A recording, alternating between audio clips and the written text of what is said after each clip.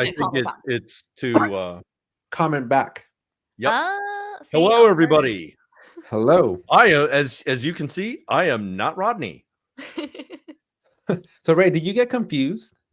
Oh, yeah. I mean, the second that he came on, it said not Rodney. There was a part of me that doubted that it wasn't. And I thought maybe, maybe Rodney just did the whole makeover thing and he wanted to look like Robert. Everyone does the Kardashian thing. Maybe Rodney was trying to do the Robert thing, No. So a couple months ago in October, right before Halloween, Rodney and I swapped spaces. He was in LA and I was in Florida.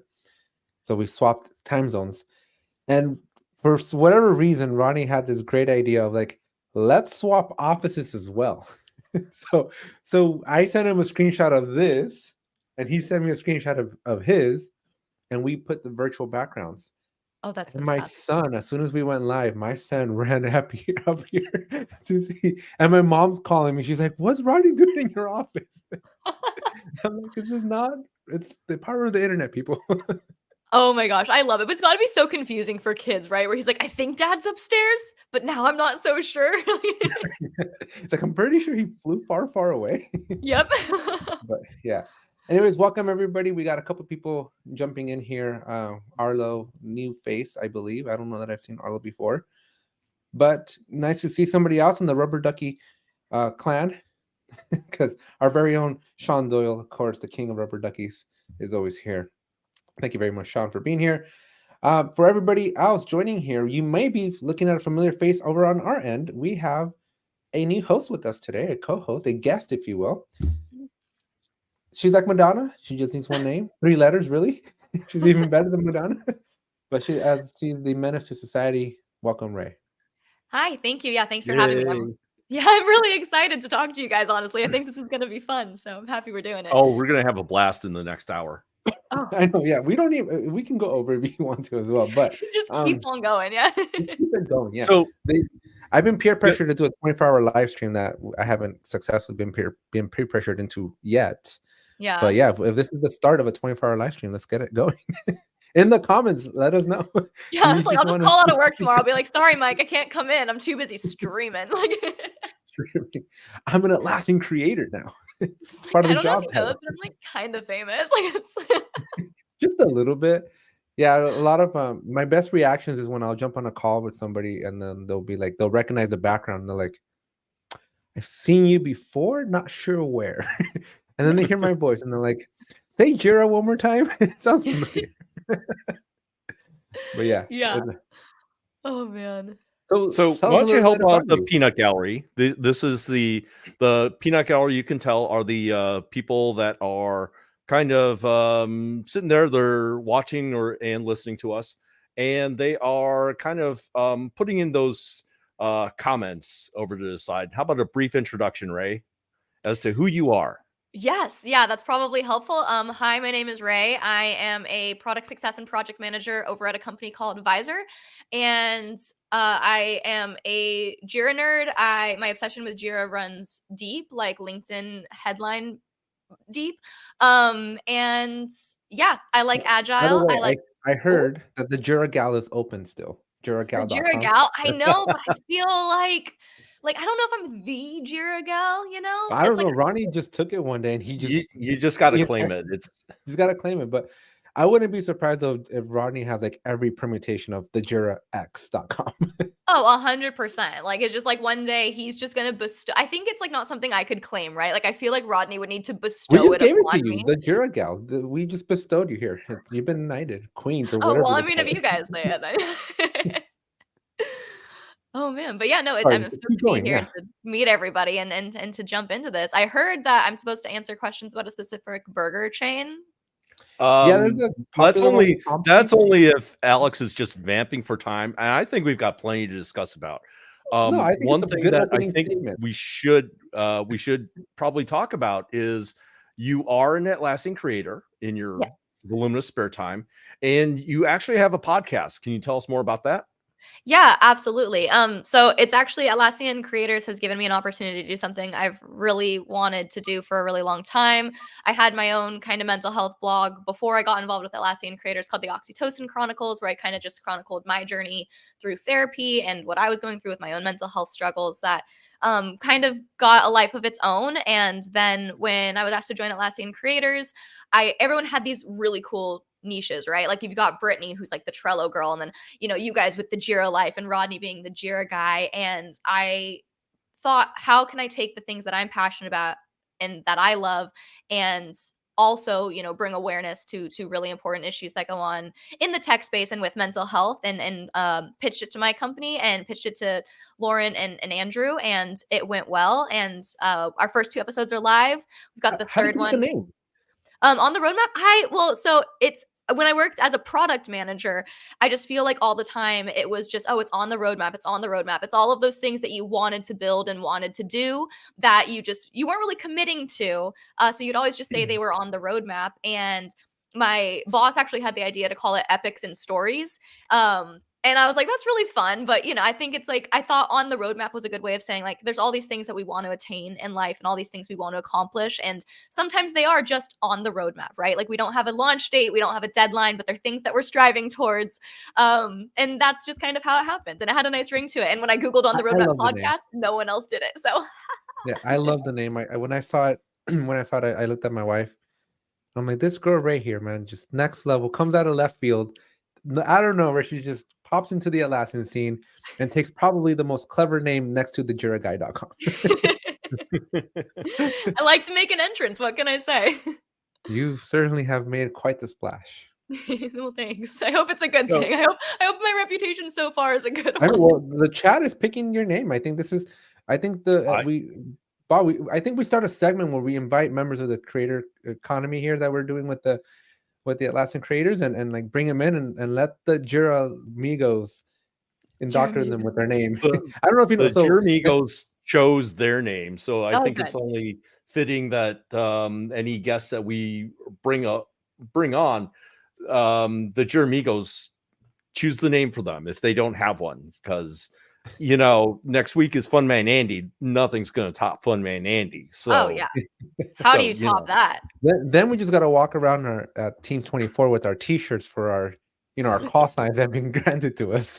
Just like, hi, my name is, and it's just like everyone's like little nickname that they've gotten. Yeah, we'll have like the ultimate inside joke at Team 24. Oh, 100%. Oh, I like this one from Andy. Andy's like on fire today. New York representing over here. Oh yeah, Jure. Jure. It's almost like Tarjay. It And why? it is almost. I have such a like emotional attachment to Target, so I'm here for it. So tell us a little bit about being an Atlassian creator in New York. Like, what does that look like? Yeah, I mean, so the thing about being a creator in New York is you're a dime a dozen. So I don't think I stand out in any particular way. But it's been really interesting because I think New York is full of really gritty people, which is something I enjoyed. I was previously living in San Luis Obispo, and I love slow. I have nothing negative to say about it, but it is a very calm, kind of laid back lifestyle, and I am not a calm or laid back person. And so when I moved to New York, I just feel like I met more people who were Up like your me. speed? Yeah, kind of. Yeah. I mean, it's one of those things where I thought I was too much when I lived in California, and I'm a very mellow, kind of laid back New Yorker, which has been a very interesting experience. Like, I'm a high strung Californian, but a very chill New Yorker.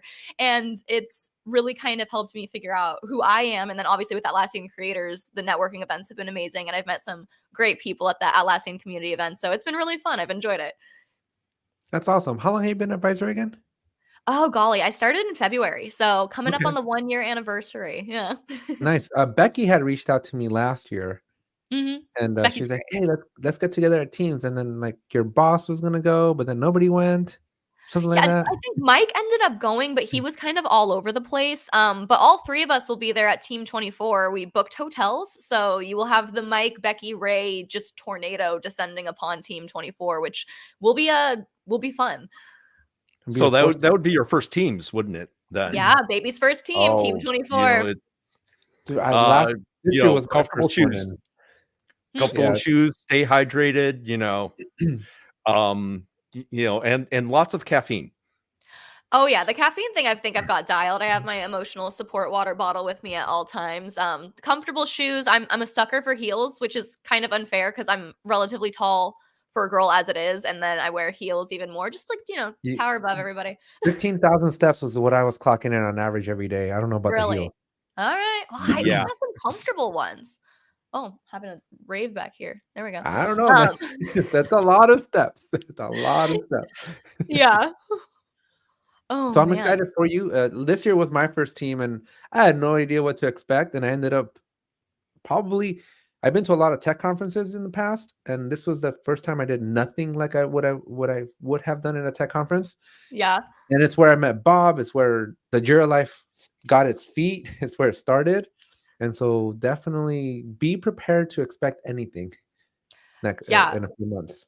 That's kind of what I've heard. I mean, I feel like even with the creator events, they are all so different, and based on kind of where you are, different people go. There's a range of different topics, and it's a really, really fun community, but it's a cast of characters for sure. So I'm looking forward to it. I got to spend like 2 hours with Andy by ourselves, just chilling and hanging out. Got to know him, or Clyde.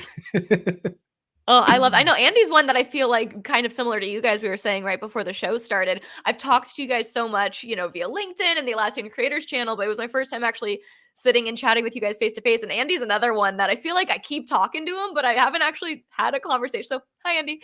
I went to the beach with him like a month ago. How was that? He came over to California. He did like a little West Coast tour, and we went and hung out at Oceanside Beach. It was fun. I love that. Great weather, 70 degrees in the middle of like November. Yeah, no, I'm gonna be in San Diego December 26th to the 28th visiting my best I'm friend. gonna be in San Wait a Diego minute. December I'm gonna be there at that same time too. Wait, guys, should we And all me do too, like a 'cause I live little, here. fun meetup or something? I live in San Diego. But it's so funny because like the weather here is 37 degrees right now, and then I tracked the weather because I'm getting ready to leave for California on Tuesday, and my mom's like, "Bring a jacket. It's cold." I check, it's gonna be 62 degrees. No, it is 60 degrees. I'm wearing a jacket sweater already. Yeah. So I'm one state over in Arizona. Okay. And I will tell you that yes, our right now our high is in the 70s, but anything below, anything like in the high 60s, my blood is thinned out so much. It's like, okay, I'm just gonna grab another layer and kind of my cousins, when they come over to visit us like for 4th of July and it's 100 degrees in Southern California, they're wearing sweaters. Yes. Like, what is wrong with you? And they're like, well, it's 125 in Phoenix. Oh my God. Well, yeah, because I used to have this concept of California cold because my cousin went to college in University of Wisconsin. And when I was over at Cal Poly, she would send me these screenshots of like, oh, it's -7 degrees and she's all bundled up. And it would be like 61 degrees and I'm in like a jacket and a beanie and my Uggs and like leggings and a scarf. And she just gave me such a hard time for all of that. But it was like California cold is a different thing. I lived in born and raised in SoCal, went 31 months to St. Louis, Missouri. And I came for Christmas one year and it was like 0 degrees where I left. And it was 60 here. And I remember my family, older houses, no heating, no insulation. So everybody's with Mexican blankets and just like trying to stay warm. And my wife and I were like in flip-flops, shorts, and t-shirts. And my mom was like, what is wrong with you? I'm like, it is 60 degrees warmer here than it was like 2 hours ago when I left. Yeah, 100%. Okay, so for Matthew's sake, we're talking about temperatures below 25 degrees Celsius. And sometimes some of us when it hits right around 20, that's when we start putting on the coats, putting on the extra layers. But Matt lives in San Francisco, in the Bay Area. Why is he complaining about Celsius?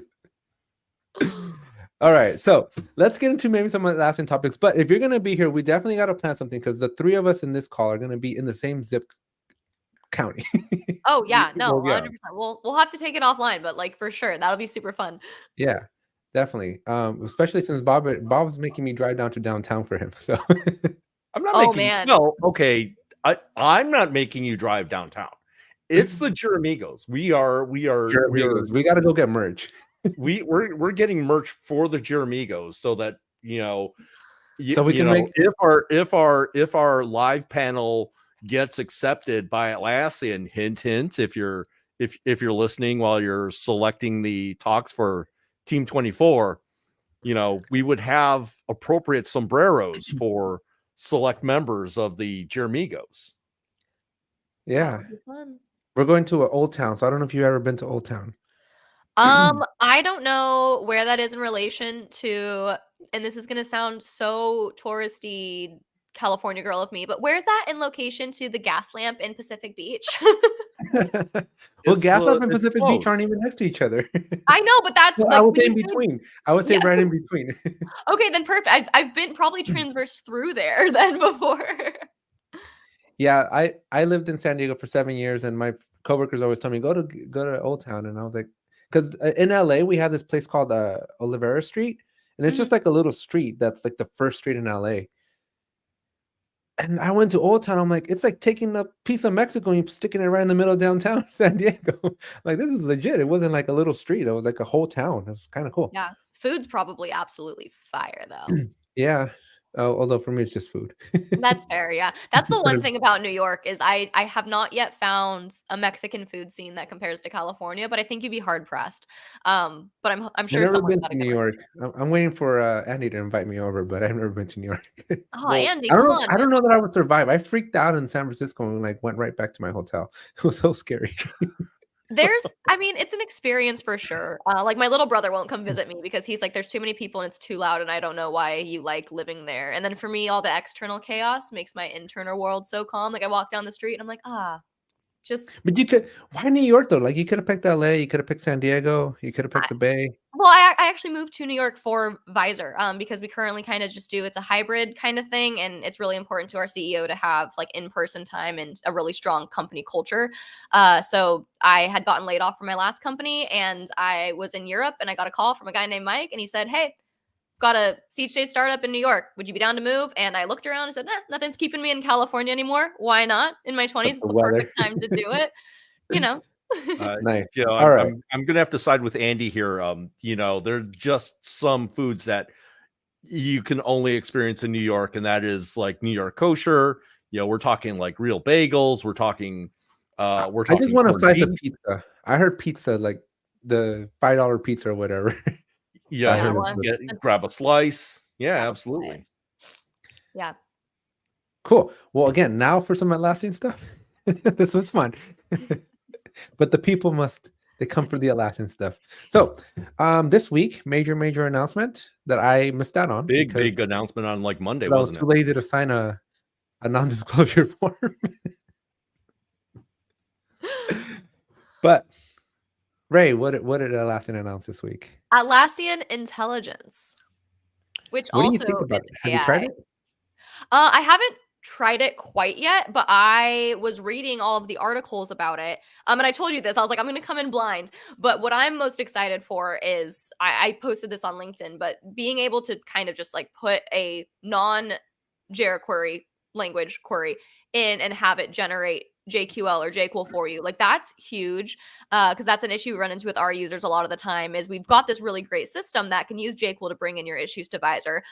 But then people will chat into me and say, "Hey, how do I write this query?" And I would always be like, "That's such a great question. Let me figure that out for you really quick."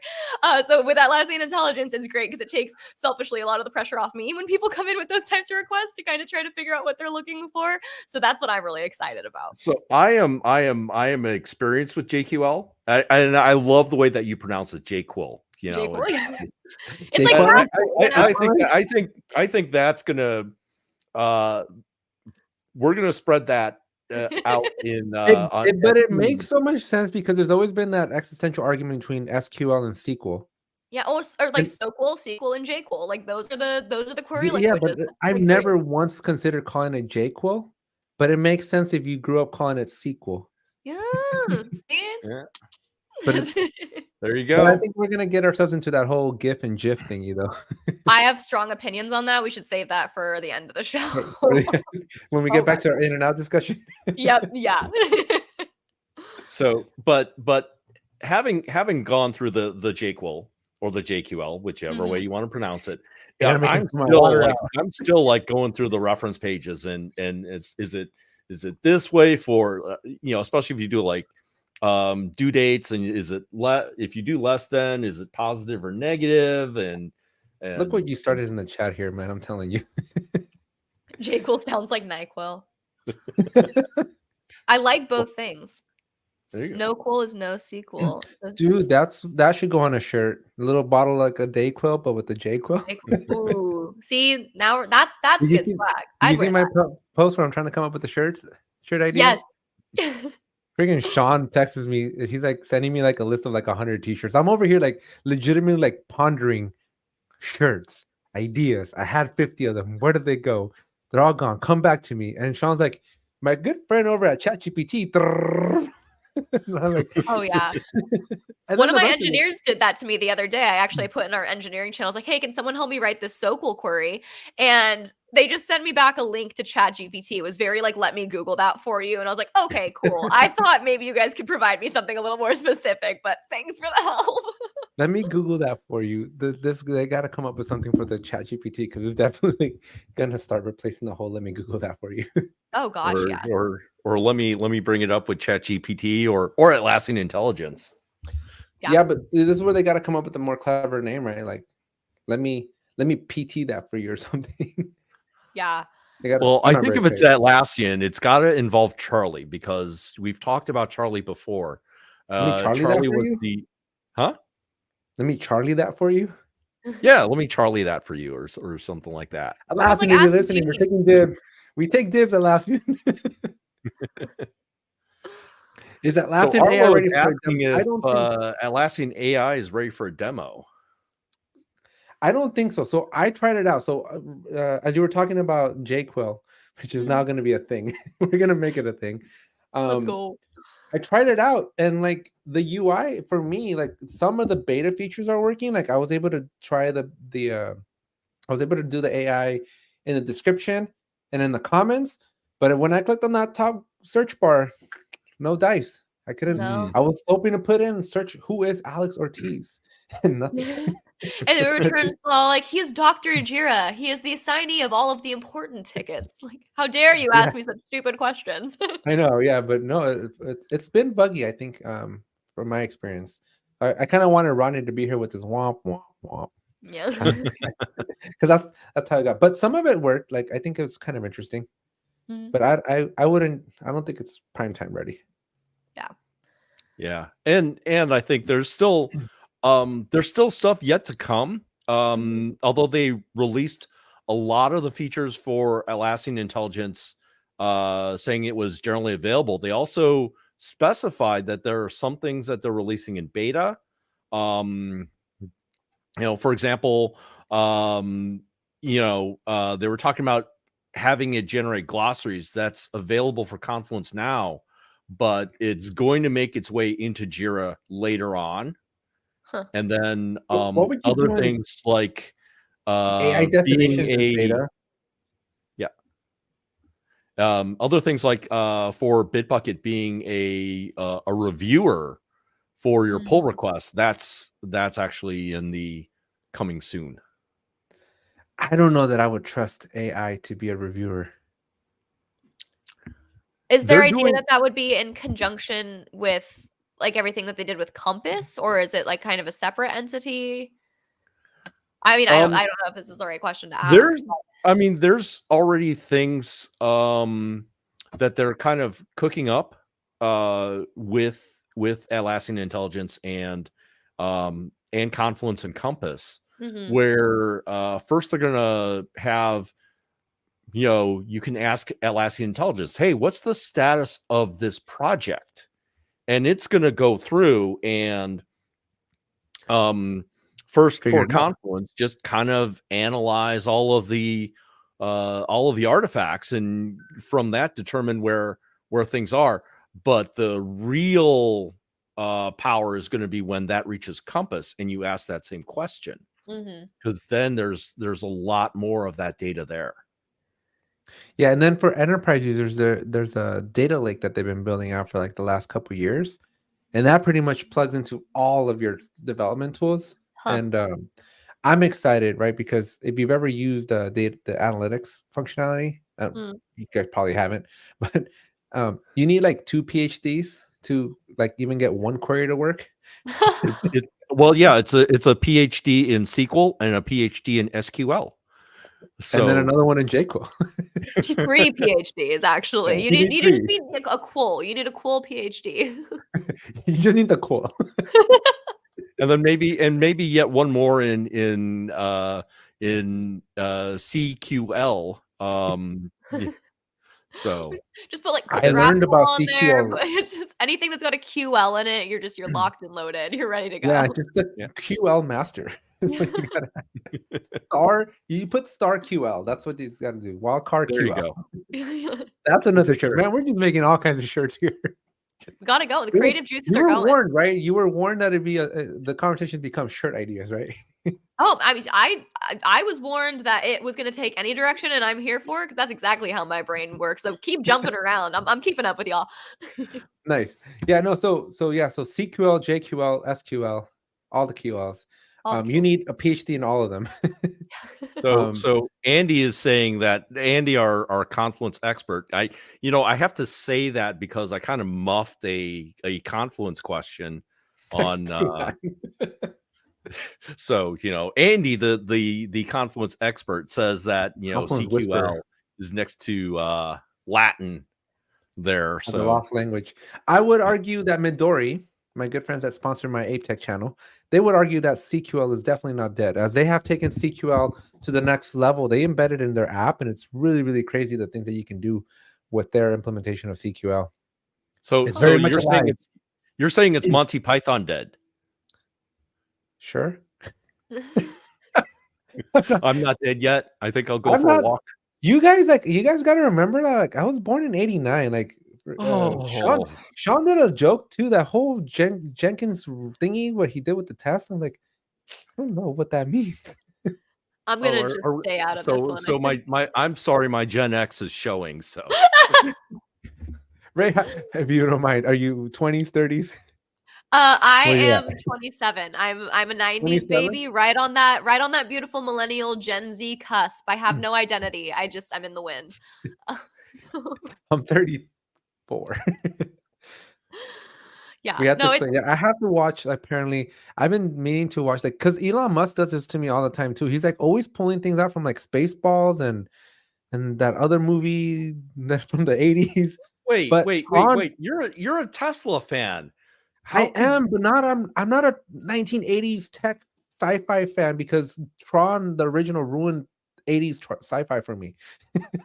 Tron the 80s original 80s was a masterpiece. It was the worst movie I've ever seen. I was like, CGI. how would anybody that was like the worst movie I've ever I seen. just love how Alex like nixed all 80s movies because he's like, Tron was trash. I will simply never be watching another movie made in the 80s again. I am done. I'm walking out. Just I give up on the 80s. Stupid decade. I'm leaving. So where does that leave Top Gun? Oh, dude. I did enjoy Top Gun. Maybe there's some saving grace from the 80s. Not everything was a waste, I guess. But Top Gun's not really sci-fi. I specifically said sci-fi.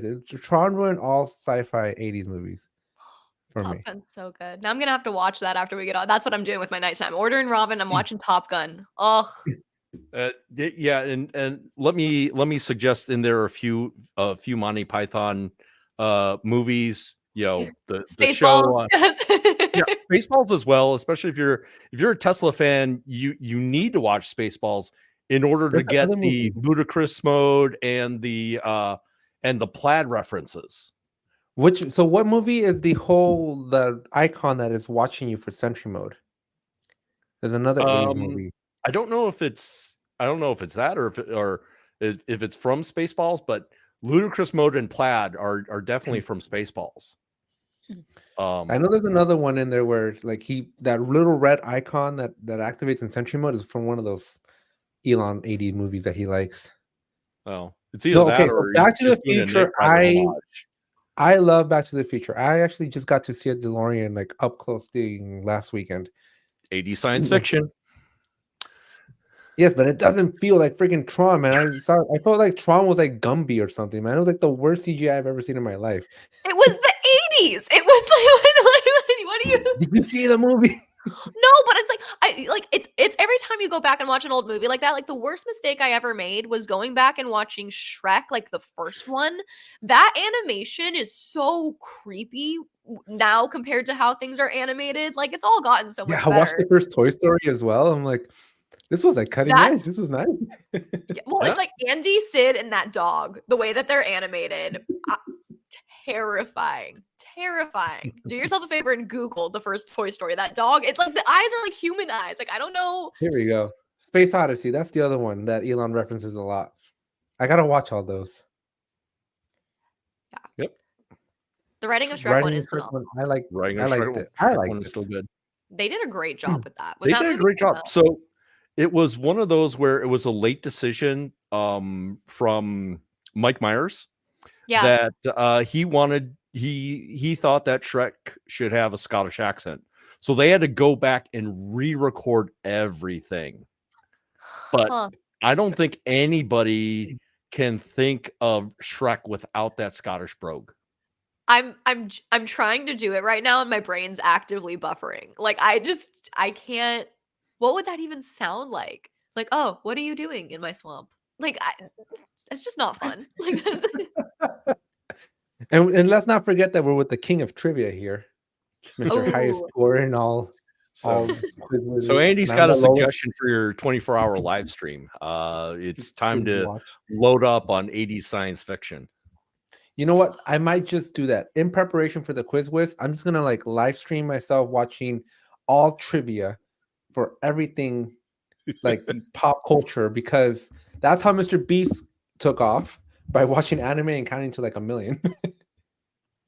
But he was live streaming himself count to 1,000,000 while he's watching anime.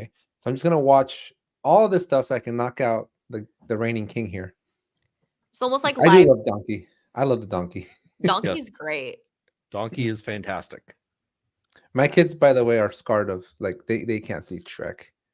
Why? What'd you do? It freaks them out. This Shrek character is too scary for them. I love it. But he's also 6 years old, so Yeah, that's fair. Like 6 years old, I feel like, especially like with the older animation style, it would be kind of overwhelming.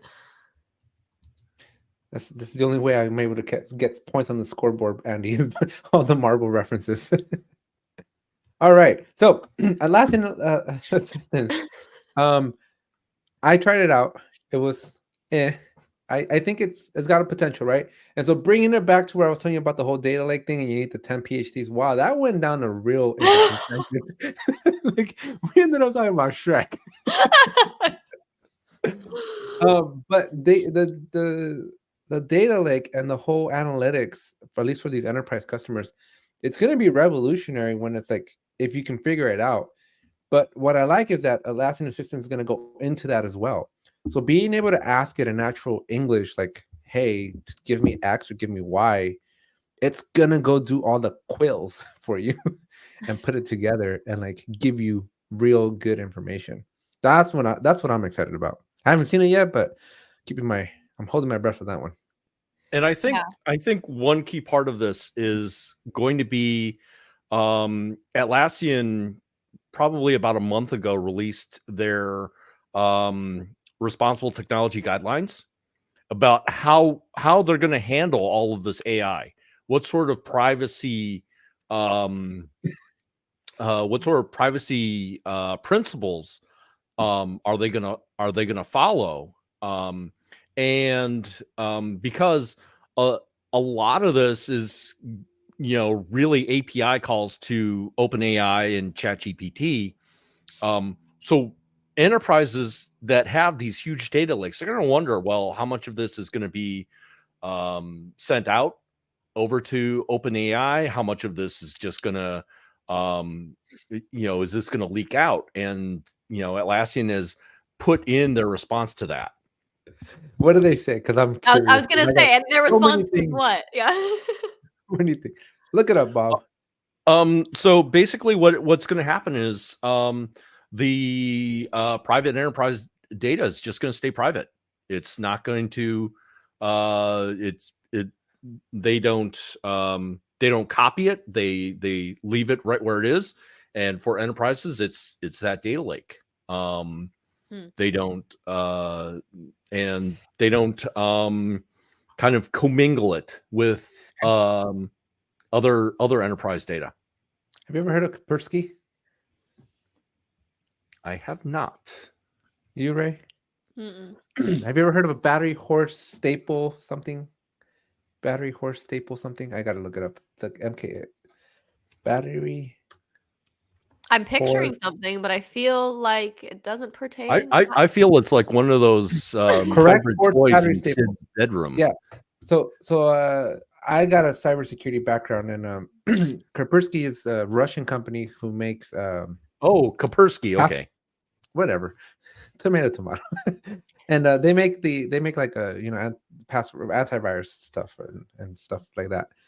And they have a website where you can type in your password, and it'll tell you how long it will take to crack your password.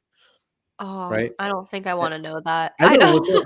It kind of reminds me of that, where we're like, you're gonna trust Atlassian that they're gonna have access to all this data, and they're gonna tell you we're not gonna use this to power our LLMs, but they're secretly gonna use your data to power their LLMs because where else are you gonna get your data? How else is this thing supposed to get better? And this thing's not gonna get better by just scraping your tickets.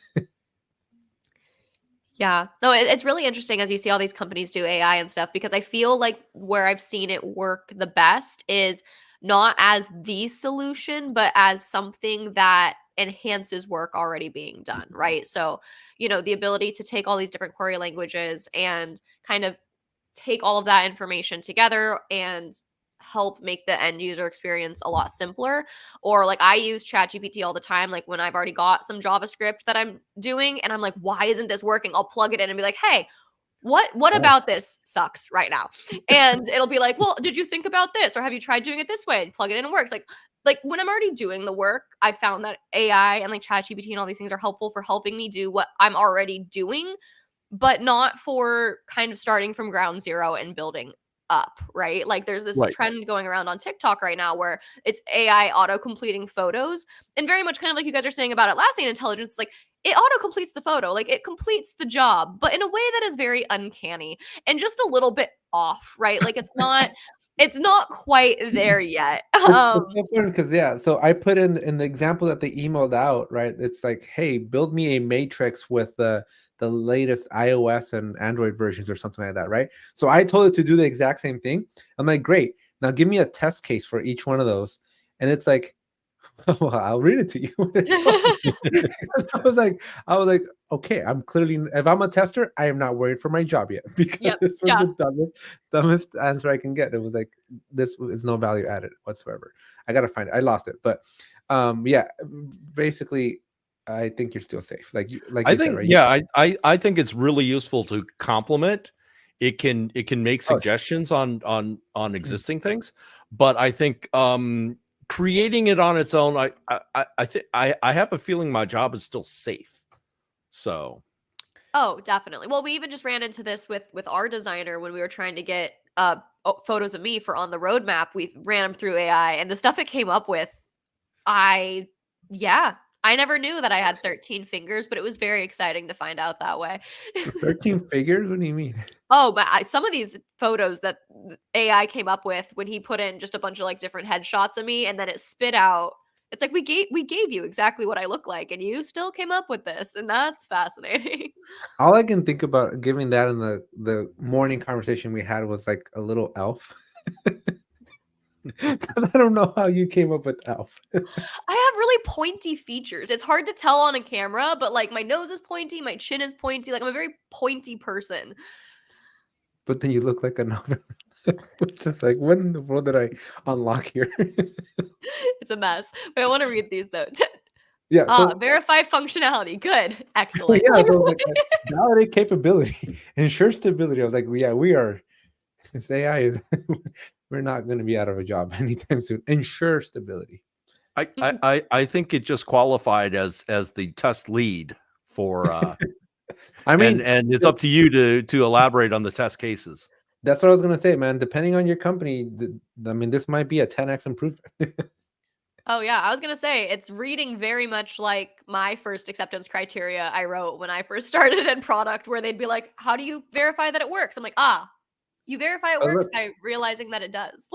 but I can't do my natural, like if I ask it like who is Alex, like it doesn't, it's looking for, it's supposed to, based on their example, it's supposed to Yeah. give me, it's supposed to give me like a little blurb about me, as you can see somewhere in here. Huh. But I can open up an issue and go into the description of it. And here are the options that you get. So you type in /AI, you'll come into this thing and it can summarize your writing. So I'm assuming you have to give it something. Yeah. It can improve your writing. So it'll, make it a little bit better. Fix spelling and grammar, because, my Spanglish is always needing some improvement. Brainstorm. I thought this was interesting, right? This is kind of like, this would be one thing that I would probably echo or use as a soundboard, because I'm not very creative. I cannot do blank canvases. Like you give me a blank canvas and I'm like a deer in headlights. I don't know what to do with it. So this I like, make shorter I like, and then these I loved. These I like, I can't wait to try, because I can't tell you how many tickets I get from people on a day-to-day basis to help them with Jira stuff. And I just want to like reach across that screen and do something that's gonna get me in trouble. Yeah. And so Are we turning on the empathy filter? Yeah, and maybe the professional one. I just turn them all on just to be safe. I could benefit from the professional one for sure. I am way too colloquial in all of my communication. Let's try it out. Ray is an interesting person that has pointy features. Turn professional. Ray's a fascinating individual with distinctive features. Look at that. That was good. There That you was go. good. What if you do empathetic? It works. That's so Sorry, good. This is what happens when you sign up to come onto the Jira. No, this is good. No, I gonna roasting stop is my sharing love before I get in more language, so trouble. I'm here for it. I'm I feel like the empathetic one would be all like, Ray is a special individual with unique features. And it'll be like, wow, thank you. That should be part of your tagline. Distinctive and unique features. People are gonna be like, where did that come from? I'll be like, oh, you didn't see my episode on the Jira Life? Interesting. I'm telling you, all the inside jokes at Team 24 is going to be stemming from the Jira Life. I'm gonna show up in elf ears and no one's gonna get it besides you guys. Like it's Well, I don't know if you've also heard, but bringing Rob, freaking Bob, why can't you just pick with one name, man? Bob. Well, right pick now one name. So when I'm a very lazy typer, right? So on Slack, I'm typing in the Q, because Q will give me his Quiz Whiz King or whatever he is on Slack. Yeah. But then on LinkedIn, he's Robert. But then everywhere else, he's Bob. And I'm like, I can't find him half the time. It's to keep that aura of mystery. Which name is it today? Yeah. Do they all have different personalities as well? It's time for the psychoanalysis part of the show, I see. So Bob has said that we're going to be like a Taylor Swift concert. We're just going to be swapping out clothing. I have a feeling that there's just not enough hours in the day for us to do, Jira Life, and then the Jira guy. The Jira guy will, and then we'll throw Jira in our bug. That's so our fun. bug shirt. Straight out of Jira. Oh my gosh. I think when true. we see Alex's backpack at Team, it's just going to be all of those jerseys, all of those shirts. And then Rodney and I have additional ones because he's the Jira guy and he has his own merch. And Rodney and I will be also donning probably Jira Avengers from QuizWiz. You're taking a look at those shirts, and I will tell you right now, because I will also tell you later on at the end, they are available on sale at Alex's merch store on his YouTube channel. Well, because I love it's not a bug, it's a feature, because I say that about less than favorable aspects of my personality. Oh no, like it's like I'll buffer all the time, and I'll turn to people and be like, it's not a bug, it's a feature. Like it's just who I am, and it's fun and endearing that I can't remember why I walked into this room, isn't it? But no, we made my boss because we do Kanban style. with all of our project management, and I come from a Scrum background. I am a live and die Scrum girl. I love a good sprint. Like, put me in, coach. And he despises them. Like, he calls it the S word. Like, he simply will not even, like, if I say sprint in a meeting, he'll be like, don't say the S word at my meeting right now. And so his fiance made him a shirt that we gave him at his last retreat that said, ask me about sprints. And it's so good. And it's my favorite thing that he has ever been given. He wore it the entire retreat. And it's fantastic. So stuff like that it's just so fun. That's how you trigger people, though. Ask me about sprints. Well, because it's very much like people either love them or hate them. Like I'll talk about a sprint all day. Like sprint is base, sprint is life. Yeah. But So I got a buddy that I work with. He absolutely hates Scrum, specifically story points. Like, he abhors story points. Like, he has been telling me, he's like, Alex, if you want your YouTube channel to pop, next title of the video, Scrum is dead. That's gonna be the title. Wow. I'm contemplating. I might do it. No. But anyway, so he got me thinking the other day about story points, and I got kind of mad. So I made a video, the defending story points, the case for why story points is a good idea. And I sent it to him, like, you inspired this video. He was so mad at me. Then he sent me his one of his articles about why story points is the worst idea ever. I think if it's done well, it's great. But I feel like there's a lot of times that people who don't know their engineers well enough don't tend to story point effectively. I think it's like, it's all about the culture, I think.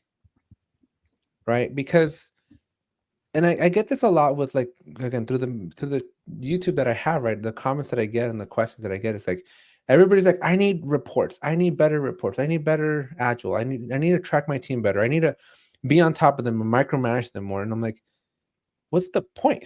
Like, they're like, I hate my biggest, like, stab it right in the heart is like, I need a due date on an issue or on a story. I'm like, the due date is the end of the sprint. That is the due date. You have until the end of the sprint to do it. Yes. Well, and it's like, then you have the issues that run over and over and over into every sprint. That's a different problem to solve. I know, but then it's super funny because Jira actually, it's a single select field, but I learned this through some of the work we were doing. Jira recognizes a sprint as a multi-select array. So it's like every time you roll over an issue into a new sprint, Jira logs that. So it knows, like, it has the receipt. Plus 13. Like, yeah, you said this is in sprint 13, but it was also in sprint 10 and 11 and 12. And that's the pettiest thing in the world. So people blame bad story pointing, and you've just given examples on it on Scrum. But the funny thing is, story points don't come from Scrum. Story points come from XP. And originally, when the people in XP were started out with story points, they did kind of equate story points to ideal days, and then they stopped. Yeah. But I'm surprised by the number of people, especially managers, that want to bring that back in, because story points are really meant to kind of express a way of describing the complexity of the work, and especially when there are unknowns. Mm-hmm. So it's so because of bad story pointing and velocities and comparing velocities to teams, and it's like, no, don't do that. It gets into bad management. Yeah. So it becomes, and it's one of the knocks against Scrum, and that just makes agile coaches just roll their eyes. Yeah. I worked on a program. We bid, well, the program that I worked on bid to the customer, this project's going to take us 3,000 points. So for the entire duration of the project, the points had to conform to 3,000. It didn't matter what the points were at that point, because at the end of the day, they better have added 3,000 points. Like, what's the point at that point? Yeah, I think the thing that always confused me that I'm starting to understand a little bit better, at least in how my brain started to process it, is when projects would have story points and t-shirt sizing, right? On the same epic or on the same just kind of project level. But I think, Rob, you brought up a really good point about how like story points are the complexity. And then I feel like I think of t-shirt sizing more as how long I think it'll take, right? Because like, let's say something's 20 story points and maybe that's a week of one engineer's work. But I've got an engineer who's a powerhouse. So maybe it's like a couple days for him and then a week for one of my newer engineers, right? Like that's where I think knowing your team really plays into things Yep. because you can also just, maybe there's someone who works better in the daytime and better at the night. Like I loved pair programming my engineers with like my early birds and my night owls because you're getting basically 24 hours of coverage at that point. And it's just a really good way to think of things where it's like, okay, maybe this is a complex issue, but someone who knows this architecture is going to hammer it out in like an XS t-shirt size. But then someone who's a little bit newer and they're still learning the system, it's XXL. So like I hate how it's also counted against Scrum because it's misused. And there's a misunderstanding around it for sure. Yeah, no, it's just like I don't think there's a clean way to do it because companies, or specifically like I see this with a lot of non-technical managers that manage technical teams. They're gonna find a way to I don't know the right word, but like they're gonna make it bad, right? Like I think Agile and Scrum has pure intentions, Yeah. but we weaponize it. We weaponize it, right? We turn it into like you're not doing good enough, right? Or you're not worth what we're paying or whatever. Especially with contractors, like even worse. Oh God. Well, and people will take something and call it agile when it's not at all, which is very interesting. Like agile is an iterative process of like, here's something functional and then you continue to improve upon it. It's not, hey, we gave you a half working product and now we're moving on to the next one. Agile, look how fast we are. Like that's not how the world works. No. Well, what happens is everybody reads Agile and just thinks agility and just thinks do it faster. Yeah, they're like, here, super fast, bad quality, agile, baby. It's like, no, here's something that's multifunctional. It's okay. We're going to continue to improve upon it before we move on to the next thing. Like that's agile. It's not this like, let me just spit out whatever I can in the fastest amount of time to keep stakeholders happy, which I think is honestly part of the problem is what it's turned into is tech is such a competitive landscape that everyone's claiming agile as an excuse to kind of just ship out crappy products. Like, can I say crappy on this? Like I was like, I had to think of like the right word to think about it, but everyone's calling that agile. It's not. That's you rushing because you're competing with someone else. Like, don't call that agile. Don't give agile. No, I don't think we're monetized yet, so I think we can still say bad words. Is crappy a bad word? I can't tell. No, I don't know. Atlassian or Google has a list of what is considered bad words, and they have an extensive list. And I believe you can use them. I believe you're allowed to say every bad word. I don't think you get demonetized though. I don't think you do. I think it depends on the combination of bad words that you do. Fair. Like if they have the right string, they're gonna be like, oh, Yeah, not that one, buddy. Not like, that one, but just saying like 1 4-letter word is okay.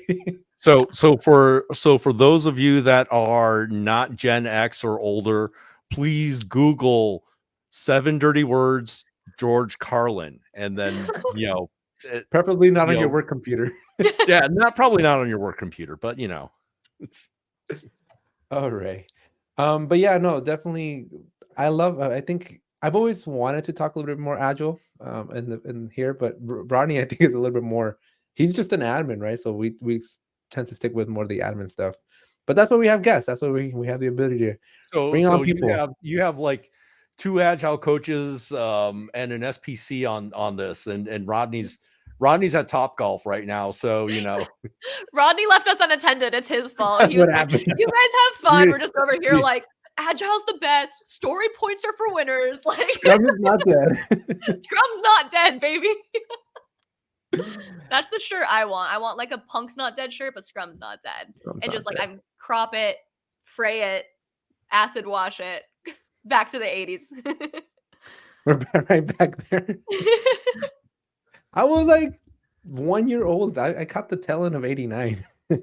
It sounded like it was a good time. Solid music, classic rock. I heard someone my brother's age, my brother's hardcore Gen Z, tried to tell me that Panic at the Disco was classic rock, and that severely depressed me because I think like AC/DC, Guns N' Roses, and they were like, yeah, classic rock. Like I love Panic at the Disco, and that hurt me. I wouldn't. Panic is just punk rock. No, it's just Exactly. But I to them, wouldn't it's call it. classic rock because I guess we're getting old. I don't know. I See, refuse. I don't think you can see this, but I have. I was watching a YouTube video recently where some guy spent $10,000 to recollect his childhood. So Yeah. he spent $10,000 and he went and bought like his SNES, his Sega Genesis, PlayStation 1, PlayStation 2, Xbox. And my little cousin sold me our entire childhood because my little cousin, my family is in that type of like we're rich enough to not be poverty, but not rich enough or not poor enough to be poverty. I'm Yeah. mixing it up, but we're like Middle class. right in the middle. But my little cousins, their parents loved debt a lot more than my parents did, Mhm. and so my little cousins had every console, every video game, and so they kept them all. And so Mhm. now that I'm in a position of, some influence here, my little cousin needed some money. And I'm like, let me buy my childhood off of you. So Yeah. I have boxes and boxes and boxes of just like every single video game for the Xbox, the PlayStation, the GameCube in my closet. Just like my entire childhood. So what I'm doing is taking my kids through that entire Oh, era, that's right? fun. Because I'm like, I don't want them playing only Roblox. I want Yeah. them to understand what real video games meant. Yes. No, definitely. I feel like Monkey Ball was a weirdly large Super part of Monkey my Ball, childhood. GameCube, yeah. A weirdly large part because my cousin had a GameCube. We never had video game consoles growing up. My brother did, but we weren't allowed when we were super young. And my cousin had a GameCube, and I remember every time we went over to her house, it was the coolest thing. When the adults were all like having their wine, doing grown up things, we'd go to her room and we'd play Monkey Ball, and it was like, yeah, I It's still like top remember. of our days. Oh my gosh, like it just We it had to went. land that damn ball in the target somewhere. Yes, or it's like Timing it. he always, like, knew the thing to, like, split the ball open, so you're, like, flying through the air and stuff, and I couldn't get it down. These 80 people just won't let me go. My first console, Nope. SNES. So my first 94. console, I identify so hard with Sean. My friends had the 2600. We just had to be just a skosh better. We had the Intellivision by Mattel.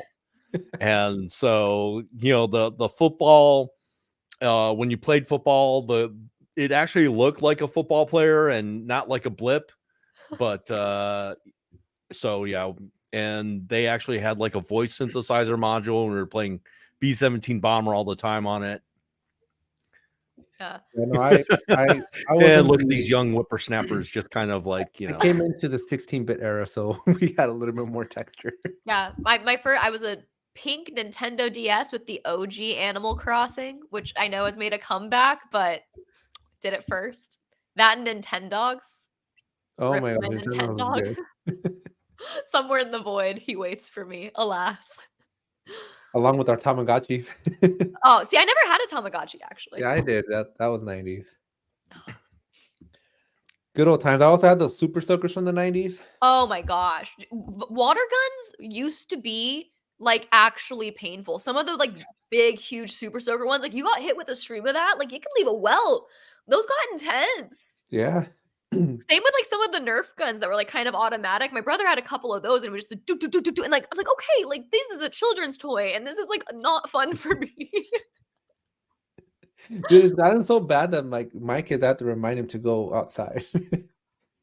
Yeah, that's the oddest thing for me is I don't like all of those like jump rope games and everything like I had as kids, like I was right on the line being born in 96 where it's like we had the internet. I remember dial up, but I still like played outside and I don't know, did So things that weren't in front of a screen. Like I had AIM, but I also had jump rope. And my brother like just I remember he was part of the generation where video games were just like the huge thing and he was always inside playing video games and it's kind of a bummer. But it's also like not that safe to go outside in a lot of places I now. know, So yeah. rip. But so my kids, my 6-year-old is very impressionable right now, and our neighbor just gave us a BMX bike, but it has the pegs on the front and the back.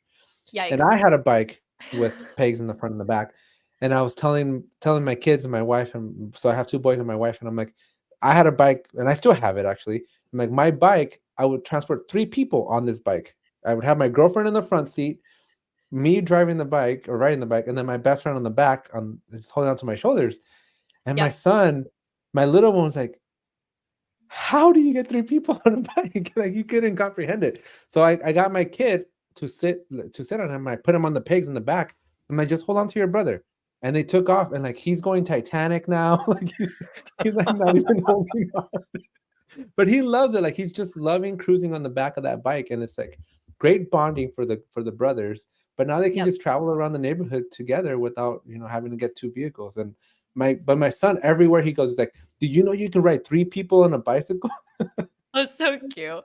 I know. The second you said pegs in the front, pegs in the back, I instantly just got like flashbacks to just like elementary school and just like someone going too fast and God forbid someone like shished their weight, like 3 people just flying onto the asphalt. And that is how my son now has a big old scratch right here. Because he quickly learned. Yeah, I got bruises all over the place. My bike is like a Haro, which is like a Pro BMX one, so it's all steel. Even the pedal part was steel. So the amount of shins that are damaged and calves because of those metal, we were built tough back then. Yeah, it was definitely Yep. Bob's like, I was there when they invented the wheel.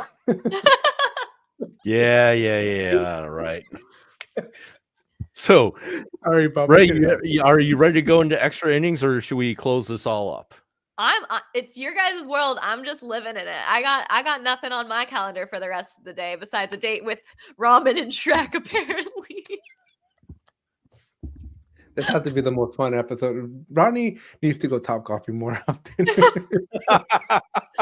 Leave the kids unattended. You are gonna let me substitute host a little more. That's interesting. Or Ray can be the substitute host. That's fine. I know, Ray. Old ones we can just go off in the sunset. I think I need my milk of magnesia somewhere. I know, it being 1653 and all. Oh. All right, so I think we should. I got a call in 20 minutes, but I can keep going a little bit. I don't know if we're losing the people, but Ray, Andy's gone, Matt's gone. So I don't know who else is. Ray, so thank you very much, Ray, for coming over. We definitely have to collaborate some more. Yeah. Let me know when you want to come on Ape Tech side. Absolutely. Yeah, we'll work something out. I'll have my channel slack your channel, and we'll my people talk to your people. All right. Oh man. All right. So Bob, you worked really hard on this part, so take it away. All right. So you've done it again. You've spent another hour with us on the Jira Life. Our host is Alex, A-Money Scrum Lord Ortiz. Yes. And you can find him elsewhere outside of the Jira Life at youtube.com at ApeTech Tech Tutorials, where he is currently looking at the 12 days of Jira apps. I'm personally waiting for the 10 Lords of Leaping myself, but also at his YouTube channel, you can find the merch store, which includes things like this, the Jira Life t-shirts. Our special guest has been Ray. You can find her podcast on the roadmap on youtube.com/@Visor, VISOR. I'm Robert Wen, or Bob Wen, or King Bob by reputation. I'm filling in for the Jira guy, Rodney Nissen. You can find Rodney elsewhere on thejiraguy.com, and he is continuing on his series of articles for those that are just starting out on their Jira journey. The latest article is taking my videos from 2 years ago, by the way. Every single one of his recent articles, there is nothing bad about recycling. I told him, I gave him that idea. The latest article is called Why Jira. Go there, look at the articles, as well as the new merch store that he put out, where you can find the all of the Jira Guy and Jira Avengers merch. This podcast is available on Apple, Spotify, and all those other places where you can download us and take us on the go. Currently, we are catching up on our upload process. So, if you haven't seen your favorite new old episode, just, hit up Alex or just wait a while. Right now. I just uploaded on there right now. I'm doing one a day. We'll give you Alex's personal cell phone number for all complaints. There you go. Now, if you've had as much fun as us and haven't done so yet, please like and subscribe to the Jira Life on youtube.com/@thejiralife. And remember, we didn't choose the Jira life. The Jira life chose us.